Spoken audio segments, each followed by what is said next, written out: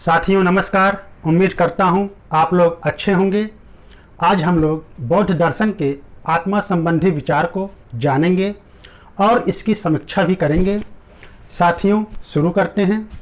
हम देखते हैं कि सभी भारतीय दर्शन आत्मा को नित्य, अमर और अपरिवर्तनशील मानते हैं, किंतु इस विचारधारा के विपरीत बौद्ध दर्शन संसार की समस्त वस्तुओं को क्षणिक और परिवर्तनशील मानता है। यहाँ तक कि आत्मा को भी अन्य वस्तुओं के समान ही परिवर्तनशील मानता है। इस प्रकार बौद्ध दर्शन के अनुसार स्थायी आत्मा में विश्वास करना एक भ्रम है। गौतम बुद्ध के अनुसार विश्व में ना ही कोई आत्मा है और ना ही आत्मा के समान कोई अन्य वस्तु है। इसलिए हमें किसी अदृश्य आत्मा के प्रति अनुराग अर्थात प्रेम नहीं रखना चाहिए। नागसेन कहते हैं आत्मा 5 स्कंधों का संघात है और ये 5 स्कंध इस प्रकार हैं: रूप, वेदना, संज्ञा, संस्कार और विज्ञान। सभी जड़ पदार्थ और उनके गुण, इंद्रियां और उनके विषय और शरीर का आकार, रंग, ये सभी रूप स्कंध के अंतर्गत आते हैं। और सुखात्मक अनुभूतियाँ एवं उदासीनता की अनुभूतियाँ वेदना स्कंध के अंतर्गत आती हैं और संज्ञा स्कंध के अंतर्गत वस्तु का निश्चित ज्ञान आता है। और जितने भी पूर्व कर्मों के कारण उत्पन्न प्रवृत्तियां हैं वे संस्कार स्कंध के अंतर्गत आती हैं। और अंतिम स्कंध विज्ञान का है। विज्ञान का अर्थ है चेतना। इस प्रकार इन 5 स्कंध के संघात अर्थात योग को आत्मा कहते हैं। ऐसा कहा जा सकता है कि यह सभी स्कंध आत्मा के घटक हैं। रूप स्कंध आत्मा का भौतिक घटक है, जबकि वेदना, संज्ञा, संस्कार, विज्ञान इसके मानसिक घटक हैं। जिस प्रकार चक्र, धुरी, पताका, नेमी आदि के समूह को रथ शब्द से निर्देशित किया जाता है, उसी प्रकार रूप, वेदना, संज्ञा, संस्कार और विज्ञान स्कंधों के संघात के लिए आत्मा शब्द प्रयोग किया जाता है।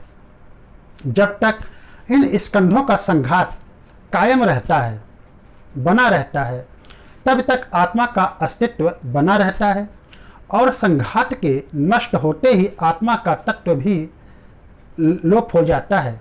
इस प्रकार यहाँ यह देखा जा सकता है कि गौतम बुद्ध के आत्मा संबंधी विचार उपनिषद के आत्मा संबंधी विचार के विपरीत है। उपनिषदों में शाश्वत आत्मा को सत्य माना गया है, जबकि बुद्ध अनित्य आत्मा की सत्यता प्रमाणित करने का प्रयास करते हैं। महान पाश्चात्य विचारक ह्यूम के आत्मा संबंधी विचार में महात्मा बुद्ध के आत्मा संबंधी विचार की प्रतिध्वनि सुनाई देती है, क्योंकि विचारक ह्यूम के अनुसार जब जब मैं अपनी इस आत्मा को देखने के लिए अपने भीतर गहराई में जाता हूँ, तब तब किसी न किसी विशेष संवेदना से टकराकर वापस चला आता हूँ। वह संवेदना गर्मी, प्रकाश, छाया, प्रेम, दुख या सुख के होते हैं।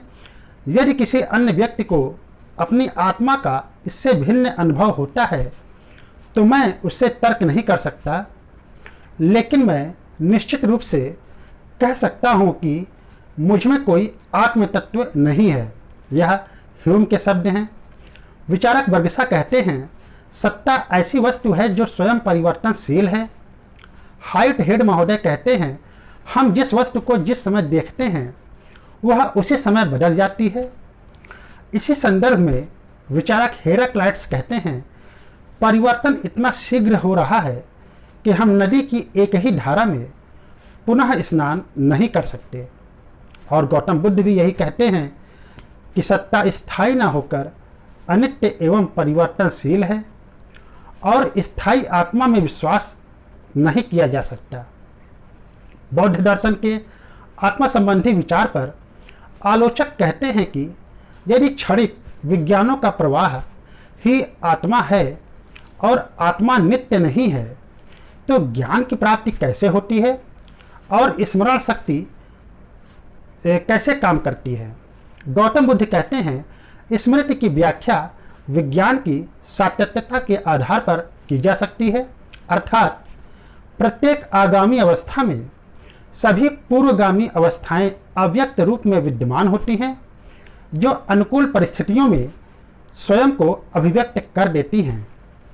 कुछ आलोचक यह भी कहते हैं कि यदि आत्मा नहीं है तो पुनर्जन्म कैसे होता है, लेकिन इस संदर्भ में बौद्धों का कहना है कि पुनर्जन्म का अर्थ एक आत्मा का दूसरे आत्मा में प्रवेश करना नहीं होता।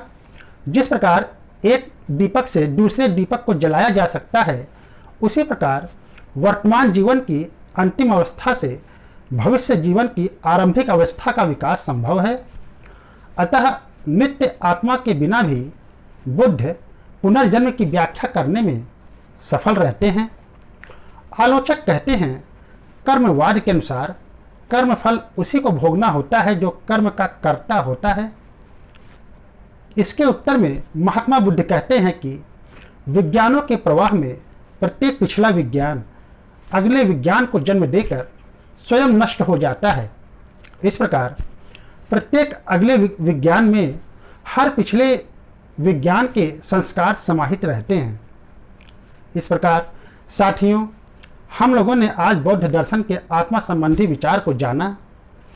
अगले वीडियो में हम लोग बौद्ध दर्शन के क्षणिकवाद पर अध्ययन करेंगे। इसी के साथ साथियों, मुझे आज्ञा दीजिए। नमस्कार।